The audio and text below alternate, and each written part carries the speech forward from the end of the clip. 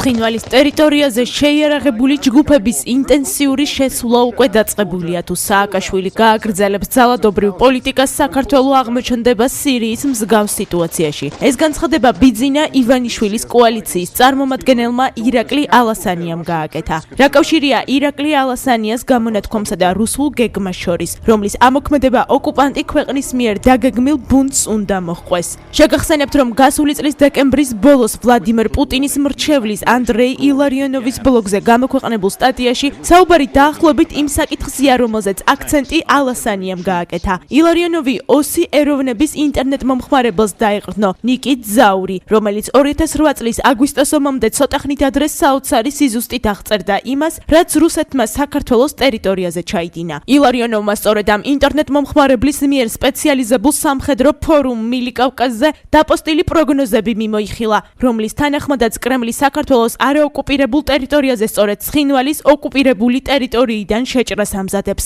თავაზობთ ციტატას გამოქვეყნებული წერილიდან.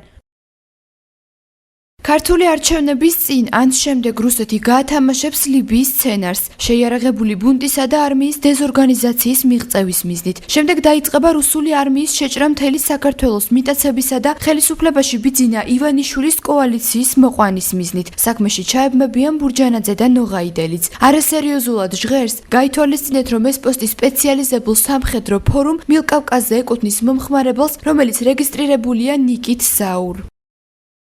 წერს საკუთარ ბლოგზე რუსეთის პრეზიდენტის ყოფილი მრჩეველი ანდრეი ილარიონოვი და ამატებს, რომ ამ ნიკით ფორუმზე ოსი სამხედრო ექსპერტი ზაურ ალბოროვი მოღვაწეობს, რომელსაც როგორც ჩანს გარკვეულ საიდუმლო ინფორმაციაზე ხელი მიუწვდება. ამას გარდა ინტერნეტ მომხმარებელი ნიკით ზაურ წერს.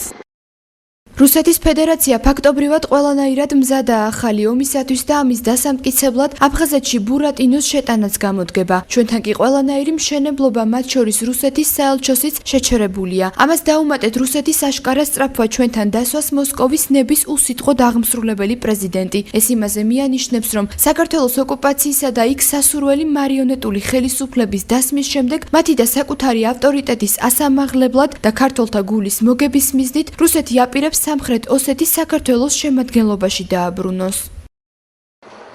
წერილში მითითებულია, რომ რუსეთი მოქმედება სამხედრო საჰაერო ძალების მხრიდან მოულოდნელი დარტყმებით დაიწყებს. რუსული სარაკეტო შენაერთები და არტილერია საქართველოს სამხედრო ნაწილებსა და მათი დისლოკაციის ადგილებს შეუტევს.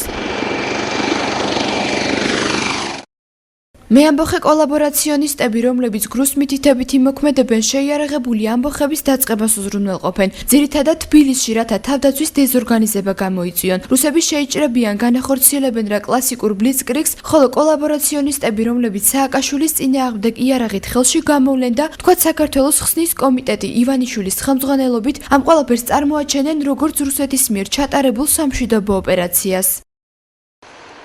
ილარიონოვი ამ ნააზრების განხილვის შემდეგ კითხულობს. მოდით გულახდილად ვთქვათ, გამორიცხულია კი მსგავსი სცენარის არსებობა 2008 წელს რუსეთის მიერ საქართველოში შეჭრის ქართულ არმიაში შეიარაღებული ბუნტის რამდენიმე წარუმატებელი მცდელობისა და გრუს მონაწილეობით მოწყობილი ჯაშუშთა სკანდალის შემდეგ. მით უფრო რომ საჭიროა პუტინის შიდა ლეგიტიმაციაზე ზრუნვა. ანდრეი ილარიონოვი ბლოგის დასასრულს ამბობს, რომ ეს და მსგავსი ინფორმაციები შესაძლოა საგანგებო და შემუშავებული და გავრცელებული, რათა მიანიშნონ, რომ რუსეთი განსაკუთრებული ქვეყანაა და საერთაშორისო ნორმების საყოველთაოდ აღიარებული პარამეტრების მიუხედავად ყოველთვის იმას გააკეთებს, რასაც მოისურვებს. ჩნდება ლოგიკური კითხვა, რა კავშირია ირაკლი ალასანიას პოლიტიკურ განცხადებებსა და რუსეთის მიერ საქართველოში ბუნტის შესაძლო მოწყობას შორის. ფაქტია, რომ ივანიშვილის პოლიტიკური გუნდის წევრის პროგნოზი ოკუპანტი ქვეყნის მიერ შემუშავებულ საქართველოში სახელმწიფო გადატრიალების გეგმას ემთხვევა.